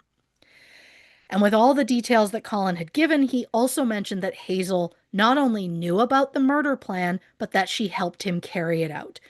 He said her role was more limited than mine, so she didn't need to know everything that was happening. The arrogant jackass admitted he was the mastermind, stating, quote, "I was the one who had the intelligence to put the plan together." But he said he couldn't have done it without Hazel's help. So Hazel, who had since remarried and was now going by Hazel Stewart, was arrested for 2 counts of murder, and her trial was scheduled for February 2011. Days before Colin's trial was set to begin, he changed his plea to guilty. So at that moment, it kind of felt like he was throwing Hazel under the bus and making her face a trial and public scrutiny on her own. And honestly, maybe in Colin's mind, this was him getting back at her for leaving him in 1996. A month after his guilty plea, Colin Howell was sentenced to life imprisonment with a minimum term of 21 years before being eligible for parole. He is currently serving his sentence in a prison outside of Lisburn. Hazel's trial started February 7th, 2011. Hazel said she was not a murderer, so she pleaded not guilty. A former police officer and colleague of Trevor Buchanan's testified that Trevor had told him Hazel was trying to end her affair with Colin, but Colin had been pestering her. Hazel said while she was initially in love with Colin, after the murders, things changed. She said, quote, "He was a companion in many ways, but this guy was not somebody I really wanted to be with." Colin later testified saying, quote, "I was not someone who was looking for what was really in her heart." So, from the sounds of it, I don't think they really wanted to be together. And yet they murdered two innocent people and took parents away from six innocent children for what? So they could have sex without sneaking around? Gross. What an absolute waste of life for essentially nothing. Hazel said she felt immense guilt over the murders, but she didn't go to the police because she didn't want to leave her young children alone now that their father was dead. She also said she worried if she spoke to police that Colin would kill her as well. Hazel said she went along with Colin's plan under duress and that Colin was the true mastermind behind the murders. And that's true. Colin did plan the full thing. He did carry out the murders alone. But Hazel knew the plan in advance and did nothing. During her police interview or following Colin's confession, Hazel stated, quote, "I could have stopped him." But the thing is, she didn't even try. She fed her husband sedatives, opened the garage door for the car, let Colin in the front door, left out new clothes for Colin to dress Trevor after the fact, and destroyed evidence by cutting up and burning the hose that had been used. Hazel knew when Colin showed up at her home that Leslie's body was in the boot of the car, and she could have locked the door and refused to let Colin in. She had the chance to save Trevor's life, and she chose not to take it. And on top of that, she lied to the police to help make the suicide theory more plausible. She claimed she heard Leslie and Trevor talking in her kitchen in the middle of the night, saying how they'd never get over the affair. And by saying that, Hazel made Leslie and Trevor seem distraught, and it helped explain why their bodies would be found together.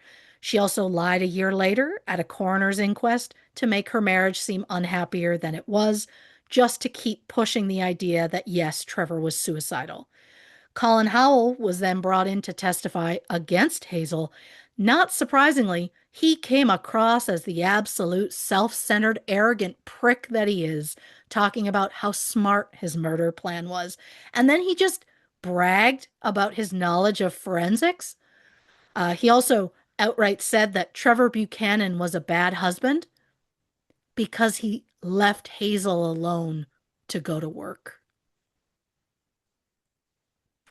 Um, Colin, bro, um, that's how it works when one parent stays home with the children and the other works full time. One of them, at the very least, needs to work to provide money for the family to live. It's just interesting that Colin can say that Trevor was a bad husband for going to work, and yet he won't admit to being a bad husband himself for, also working or for, I don't know, cheating on his wife. It's almost like he couldn't think of any reason to justify Trevor's murder. So he had to come up with an excuse, and the one he chose was just shitty at best. During his cross-examination, the defense asked Colin if he was a monster. Colin replied, quote, "Yes, I was a monster, and I was a killer, but not any longer." Sorry, bud, but to me, old hard-ass Oxborough, killing intentionally once is enough for me to label you as a killer for life. There's no expiry on that. You don't get a medal or a prize or any sort of fucking praise for not killing again, you twat. I kept trying to think of other ways, things I was going to call him because I cannot stand this man. Ah. So Colin testified about his, brilliant plan, saying that while Hazel didn't know the full extent of it, she did know the method that Colin was going to use to kill Leslie and Trevor. He stated he informed Hazel a week before with the days they were thinking. So she had time. She could have told literally anybody.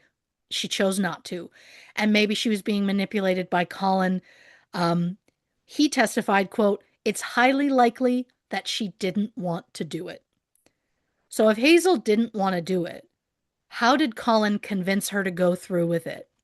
Mm-hmm. Well, according to Hazel's taped police interview, Colin told her when she had that abortion in the early months of their affair, well, that proved that Hazel was capable of murder. Oh, God. I can't. Comparing an abortion to murdering Hazel's husband is insane. During his testimony, Colin described Hazel as, quote, a very unfortunate victim of Colin Howell, and I regret that. I regret you talking in the third person, you douchebag. Good Loser. God, what a fucking loser. Am I right? Yes. Colin said after the murders, oh God, I hate this part. Hazel struggled with the guilt over what they had done to the point where she was just no longer enjoying sex. Mm-hmm. So Colin came up with a plan. He would administer Hazel laughing gas, aka nitrous oxide, and inject her with Valium so she'd be more relaxed and would enjoy the sex more. Just to reiterate, Colin made Hazel inhale laughing gas and then they would have sex on his dentist's chair. Jesus. Colin testified, and I quote, she entered a state of conscious sedation, conscious but mumbling. She was very lifeless in a sense. I had sex with her. Gross. And I get that Hazel was supposedly a willing participant here, but to hear Colin say he willingly had sex with her when she was very lifeless is horrifying. Which leads me to a God, we should have seen that coming side note. So Colin convinces Hazel to have sex with him while under the effects of nitrous oxide. 2 years after they broke up, Colin started sexually assaulting female patients while they were sedated during appointments. I don't know how this guy keeps managing to get worse, but he Yeah. does. In July 2010, Colin Howell was charged with 17 counts of indecently assaulting 6 female patients at his dental practice between 1998 and 2008. Colin pleaded guilty to 15 charges against 5 women. He was given 5.5 years to run concurrently with his life sentence. Following this conviction, Colin was stripped of his National Health Service pension, which would have been roughly £587,000 a year. Yeah, to be clear, prior to that conviction, he was still going to receive the pension even though he murdered 2 people. Maybe once you confess to murder, your pension gets automatically sent to the victim's family. It Maybe feels like that. that could be a good system. I just feel like if you're in prison for murder, intentional murder, Hmm. I just don't think you should be getting your pension. Anyway, during his initial confession, Colin told police that Hazel was, quote, definitely as a person, she was a victim. There was cooperation, but arising from a fear, and she didn't know how to escape from it. But in court, on his last day of testimony, Colin said, quote, it could not have happened without her cooperation. She didn't say no. There was no objection to me being there. It's interesting that his thoughts on Hazel's involvement changed so much between the confession and the testimony. I assume after being sentenced himself, he wanted Hazel to suffer as much as he had. Yeah. After 3 weeks of testimony, the jury deliberated for just over 2 hours before finding Hazel Stewart guilty on both counts. The judge stated that Hazel could have prevented Trevor's death, but chose not to. Hazel was sentenced to life imprisonment with a minimum term of 18 years before being eligible for parole. She is currently serving her sentence at a prison in Belfast. Hazel stated in a police interview, quote, "The biggest mistake of my life was ever meeting Colin Howell, and I have paid the price." Since her conviction, Hazel and her lawyers have tried to appeal her sentence at least 3 separate times, claiming Hazel was a victim of coercive control, and that while she was present at the time of the murders, she wasn't as nearly involved as Colin, and therefore should have her sentence reduced. They agreed she should have gone to prison. They're just saying for not nearly as long as she was sentenced. They stated that multiple psychiatrists have since diagnosed Hazel with PTSD and depression. They keep saying it as though that's proof she should be released. The last appeal was in May 2025. It was unsuccessful. Hazel's sentence remains unaltered, but her husband and her children have remained fully supportive of her, and her lawyers say they will continue to fight this. In October 2017, Hazel was court ordered to sell her home to pay back the £130,000 that she got from her husband's pension that she received from 1991 until she remarried in 2006. And because this case just doesn't stop, during the investigation into Colin Howell, police discovered child abuse images on computers found at both Colin's workplace and his home. The images contained children who were roughly 7 years old. Colin denied the photos were his and stated that he'd never seen them before. Is that true? Or is Colin simply smart enough to know that child abusers have a more difficult time in prison than murderers? As of this record, no charges have been filed regarding those images, but thankfully, Colin remains in prison, where I hope he rots for the foreseeable future. Reporting for this wild ride, I'm Christy Oxborrow. Wow, sir, you weren't kidding. Listen, let's go to take a break, hit the can, grab a drink, and we'll be back to discuss the Colin Howell case on this episode of True Crime and Cocktails. Hey, clap two on three. One, two, three. Welcome back to this episode of True Crime and Cocktails. We're, of course, discussing Colin Howell. What a wild ride. Wild ride. Yeah. Um, God, so much to talk about here. You say Chronicles of Narnia, and I will say that for the rest of my days, anytime I hear Chronicles of Narnia, all I think is the Chronic. What Cools of Narnia? It's a part of our brains, I feel like, Lazy as a human. Sunday. Yeah. Lazy Sunday. It's catchy as hell. It really is. I'll say it. I know that's mostly Chris Parnell, but good God, that Andy Samberg, he's a talent, isn't he? How old? Yeah, Nana, he sure is. How old have I just Eh, become? Oh my Well, I God. I need to also thank you for Dinosaur Daddy Sam Neill. Um, Yeah. Here's what I love. You Hmm. started out starting with the case. It was literally your first sentence about Colin Howell. You said successful dentist, and I wrote sadist. Because here's the thing, folks. Hmm. Listen, I I do have a question mark, and I'm not saying all dentists, but I'm like, dentists are just synonymous with being painful, avoided, Mm, um, dreaded, all of these things. I understand a dental hygienist. Like, I understand someone who gets into that more than I understand the dentist. The dentist is pulling teeth. And I think mm, that it takes a certain personality. And all I'm saying is we've had two now, mm. probably more, probably more. Um, and then you brought up church, you volunteer church youth leader. Again, it's always the Yeah. same. I Only the know. names change every day. Yeah. Yeah. 100%. The second you see certain things, you're like, oh, this isn't going to be a surprise. Like this one, I was like, I knew it was like he killed his wife, and his lover's husband, and that was kind of all I knew about it. Yeah. And then it was like, oh, he was deeply religious, uh, youth leader at the church, and I was like, so he cheated on his wife. Not all of them, Well, just and then also I'm like volunteer church youth leader.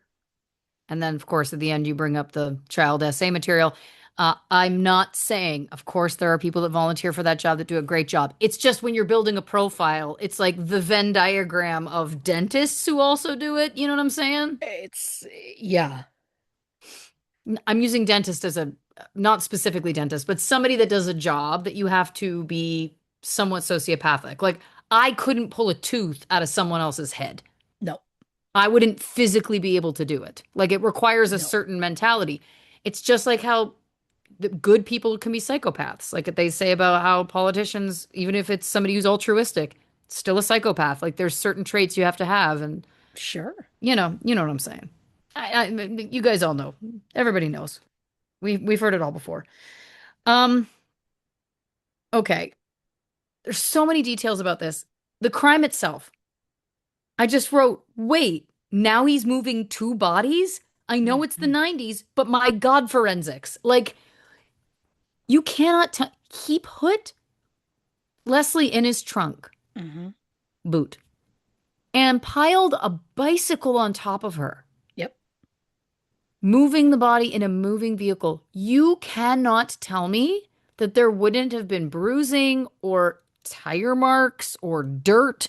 Like, it's Mhm. just one of those things. And then, of course, the reveal. I'm jumping ahead for a second, but the reveal you had about how Trevor's leg was like hanging out of the car awkwardly. The window was down. The hose wasn't tightly affixed. Like, Mhm. God, it's a tale as old as time on this show. Just the things that get missed because it's like, looks like a suicide. Great. Let's cremate them as soon as possible so we don't have to deal with this. Like, it's just, it's crazy. It's insane to me that they were like, yeah, I guess that's what this was. And there's just so many children involved in this one. So many. There's Yep. Leslie and Colin's kids. There's Hazel and Trevor's kids. There's Kyle's kids, not only from her previous relationship, Mm. but also from her relationship with Colin. Like, so many lives Yep. brutally affected by this dumb, gross action. Like, I also love when he was like, I didn't expect it to be so hard to kill them. It's like, well, not a lot of people would have been able to take it to that next level where you held a man down with a fucking Yeah. hose of exhaust into his mouth until he went limp. This is what I'm talking about. It's like Mm. he has that ability within him to do things that some other humans couldn't do, right? Like Sure.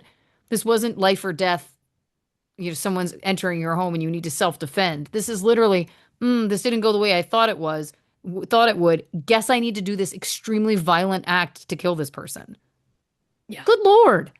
And then I noticed every time, both times, um, once they were limp and most likely dead, he just went, okay, left the room to give it time so that in his mind, well, he didn't really kill them. Yeah. He just made them pass out. He wasn't the one responsible. And it's like, oh, you were. Oh, yeah. You piece of shit. You Well, let's were. also, psychologist hat, let's not gloss over. Come on. If, did he really think that this was the most efficient way to make it look like they had both killed themselves? And then it's just a coincidence that he gets off on drugging his wife and having sex with her lifeless body. And then you find out he's also been secretly doing it to patients. Bullshit. There is no world in which this isn't this man's MO. He gets off sexually on being in control. He gets off sexually on the lifeless body. Yeah. He enjoyed the murders. Period. There's no, you can never convince me otherwise because there's other ways to stage a suicide that wouldn't have required all of the all of the levels that he had to go to. Body in the car, move, whatever. Easily, if she's already been to the hospital once to have drugs pumped out, put Just do way it more as an drugs. overdose. Yeah. The fact that it was and keep in mind, he did the same thing with the rapes. He gave them drugs and he gave them a laughing gas. Right? This is all an MO. And by the way, like, I don't buy that he really had to come to Jesus. I don't buy that it was like, I Yeah. realized God was punishing me. No, he ran out of money and he has a million children. That's what it was. Yeah. And he was between a rock and a hard place. And to keep the psychologist hat on, there is a part of the narcissist, the true killer level narcissist, that it is a he probably also gets off on the fact that he confessed because he was still smarter than them. He outsmarted them. He outsmarted the police, and Yeah. the only reason he got caught was because he chose to confess. I think he just chose to confess because he had at that time, did he not have 8 living children with a ninth that had passed? I Because believe, well, he he had had four, four and then and they then had two five together, stepkids. and then the two stepkids. So yeah. So 10 living children. Yeah. I'd go ahead and say that was probably the motivation behind the confession. This is a man that had no options. Especially the five were like under the age of 10. And he would have But rather been known as a murderer than abandoning those kids.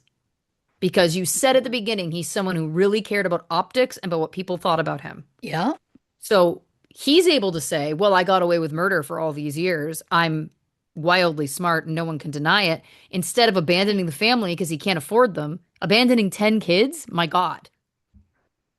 In his mind, I think he thinks being a killer is less embarrassing than abandoning all Mm, those children, sure. which in some ways, I don't know.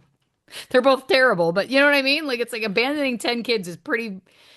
Listen, murder's obviously, it's all bad, but you know what I'm saying? Like, I think the realization, jumping back for a second, he and Hazel, after the murders, have this kind of slow relationship. The fact that they lived apart for 2 years, they were bringing the kids together once a week, slowly integrating the families. Maybe we're going to move to Scotland. Ah, you know what? Let's get engaged. She dumps him. I have a few things to say here. One, I don't know how she trusted him enough to dump him. Oh, I would sure. be terrified that he would then just kill me if he killed his last wife. Absolutely. There's something very interesting to me about the Hazel of it all. And then, like, when you got into the end and the details about the things that were going on, it started to make a little bit more sense. But here's the only thing I'm going to say. If she was truly a victim of coercive control, which I think it's undeniable that she was to some extent, of course, but if she was truly living in fear of him, would she have just easily been able to walk away, dump him, start a new marriage? We hear about these stories all the time. And there are women who live in these toxic, abusive, coercive control dynamics that they can never get away. Right. She was easily able to walk away. And I he let her. I'm fascinated that he let her go. It's very strange. It's very, very strange. I feel like there's something there that they know that isn't public because it's very odd that he just allowed that to happen. But then there's this part of me that also thinks, was he tired of those children? Was her leaving a relief?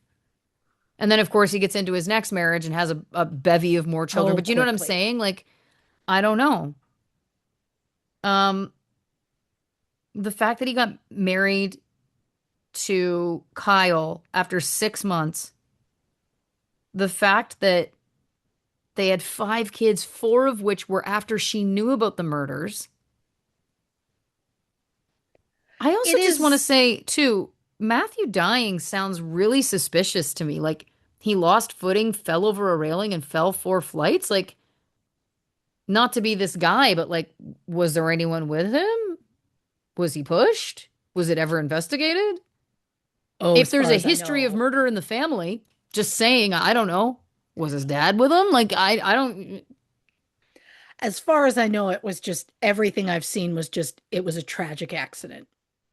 I mean, they So were, yeah, they've but never said, was he alone or not? we also know that there's so often that things get labeled as tragic accidents or suicides that absolutely aren't. So I just put it out there because it just feels odd that it's like he lost his footing and fell over a railing. Like it's one thing to like he fell downstairs and broke his Yeah. neck. Oh, that's a tragic accident. But like he lost his footing and fell over a railing? How low was the railing? Yeah. It's, yeah. I have I a have lot of, questions again when there is a history of murder in the family. Just saying, maybe they should look into it, but Lord knows they don't. Um, the detail of the gold bullion and that it was like, hmm, hey, to get your cut. Like, why did he think that he was entitled to a cut just because he was rich enough to put in the upfront cash to for them to do the work? I mean, it's also such a classic scam. Like, pay this money to get more money released to you. Like, it seems insane. Like if someone was like, hey, so this guy in World War II hid all this gold in these caves. I have access, but the equipment I need to get them out is too expensive. So if somebody was willing to rent that scuba gear for me, then I'd be to the willing to tune of split the money, 350,000 right? pounds. Yeah, I just think, well, and it actually to me makes sense given the profile that I'm building about this guy, that that was the moment he decided he needed to confess because he lost all his money, he had no way to take care of his kids, his business was already Mhm. faltering, and I think it was a blow to his ego because he Oh, wants yeah. to seem smart. So I think he got duped. That undermined his own sense of self and superiority. So then he was like, well, I need to prove to the world that I'm smart. I'm going to go admit that I committed a murder and never got caught. I think that Oh, the confession was all to honestly make himself seem smart. I think it's that simple. oh, I also think there's a part of him that just wanted credit Yeah, because by that point, no one had given him any credit for those murders. right. Well, and getting away with them. I think it's the getting away with it for as long as he did is what makes his dick hard. You know what I mean? Um, Yep. thank you for this the statement. Fuck you, sir. I really like that you still kept it professional there. Well, Um, yeah. As a pastor, I felt I had to. the fact that Kyle was like, the truth will set you free, and then just didn't bring it up again. What I don't, again, if I find out that my partner has murdered someone, Hmm. I mean, this is Hmm. reminding me of the Netflix documentary. God, what is it called? I just watched it. Should I Marry a Murderer? I believe. Wasn't that what it's called? Everyone is at home screaming at me right now. Anyway, it's in the title, so it's not a spoiler. Um, anyway, I just feel like if a I mean, I guess I can imagine what the brain does to like try and justify things to yourself. Like it's like, well, it can't have been, and it doesn't, it mustn't. But a murder is pretty big. You know, murder feels like Yeah. something. Maybe don't Yeah. procreate with that person again. Maybe get away from that person as soon I as you can. again, I'm shocked that she had more kids with him. I just only assumed that she stayed because she couldn't think of how she was getting away with now three children. But then it's like, but then you had four more with him. Again, murder is huge, especially when it was like my first wife. And you're Yeah. like, oh, okay. Mm. Um. Okay. Then Kyle goes back to the U.S. with all of the kids. I think at that point it would have been seven children, right? The five she had with him, and then the two she already had. Hmm. Good luck. And of course, then my ADHD brain is just like, God, imagine having to book 8 airline tickets. Like, that must have been like a lot to travel with all of those children on a plane as one person. Anyway, Lauren, you don't know her life. Maybe somebody helped her. It doesn't matter. It's not the point. Um, yeah, this turn at the end here about the turn at the end about the sexual assaults is not shocking in terms Mm. of his MO, but it is in terms of like, what a reveal. Also, the reveal that he not only had forced Hazel to get that one abortion, but he had forced Leslie to have three. Oh, I know. I know. Um, awful. Um, I love that he refused to plead guilty even when he had confessed, but then flipped it right before Hazel's trial. It's such a fuck you. It feels like he's just playing, like he's just trying to make a power move, you know? Sure. Um, the amount of affairs he was having, like clearly this man has no sense of guilt, has no sense of like Yeah, just has no sense of like I can't think of the word. You know what I'm saying though. Like there's the consequence. Like I don't know. He thinks Mm. he's again true narcissist in every way. Um, you know, I also have to say like the fact that he started sexually assaulting patients in that way, and you know I've heard other stories about this also happening with again some dentists. But it's like, do we literally have to bring a buddy everywhere? Like, do we need to Mm. bring a friend to the dentist to make sure we don't get raped? Like, it's exhausting. Yeah. It's exhausting. And I know you could say like, well, there could be a nurse in the room. No offense, I don't trust them in that capacity.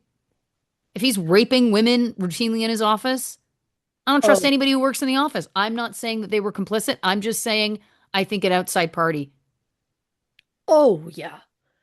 It's Disgusting. just a horror show altogether. He could just do one of the things that he did, and I'd be like, oh, Yeah, prick. But he just kept piling them on.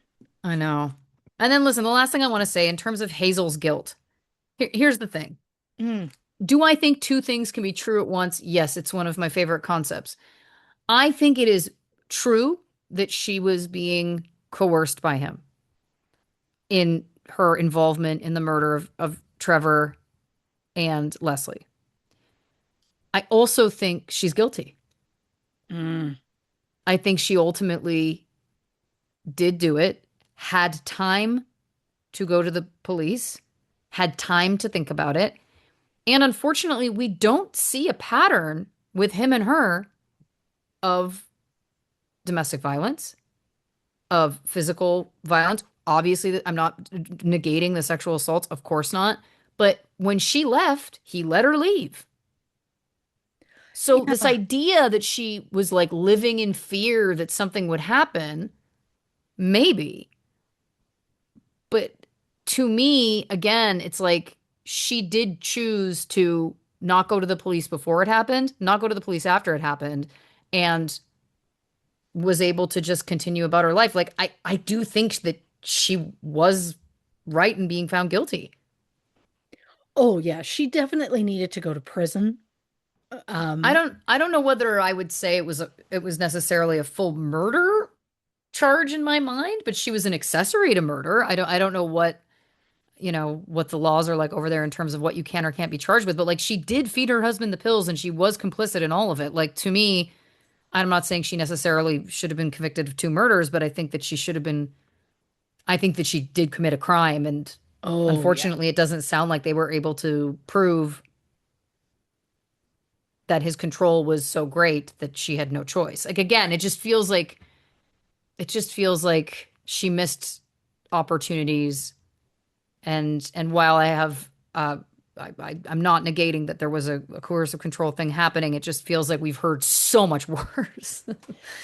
Like there's times where Yeah. it's like really the person has no choice and is acting in such fear and all of the above. And I don't know. I think it's again, I think that the fact that she was able to leave him and he let her go, it's like that.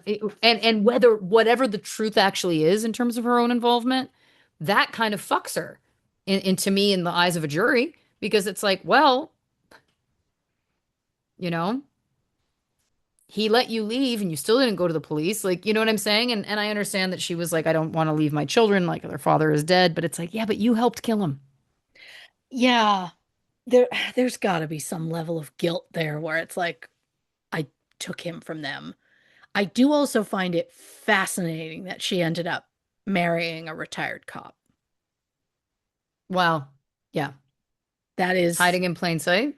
so interesting. And I do wonder if there's a part of him that's like, ah, that's going to kill my record. Like, you know what I mean? Where he's just like, Jesus, all right, well. Yeah. And I mean, I'm I'm shocked and impressed in some ways that her children are so supportive of her. Is there a part of them that's like, well, if we're not, then we don't have parents at all. So like it's the only Yes. parent we have, we're gonna just, you know, Yeah. I just can't get over the shock that they would have to be like, "Oh, she was part of that I know. when we were kids." Like, "Oh, Yeah, it's tough. I think the brain can do a lot of things in those moments to try and justify and, you know, Mm, do what you got to do to survive. right? Um, Christy Oxborrow, fantastic work as always. This was a wild ride and truly, like you said, took turns I didn't see coming. So Yeah. well done, you. Ah, well, thank you very much. And we thank you, dear listeners, for joining us on this wild ride. If you haven't already, give us a follow on the socials on Instagram, Facebook, and YouTube at True Crime and Cocktails, on Twitter at Not Detectives. If you want some bonus content, go over to patreon.com/True Crime and Cocktails to learn more about our subscription-based service over there. And the only place, of course, for official True Crime and Cocktails merch is, of course, truecrewmerch.com. So check that out as well if you're interested. Christy, do you want to tell the people about next week's episode? On the next True Crime and Cocktails, Butcher of Mons. This is something I've heard of, but I don't think I know the details of, and I am jazzed to learn about it from my best gal. Christy, do you want to say goodnight to the people? Ah, good night, Gainer. Good night, Scott Bakula.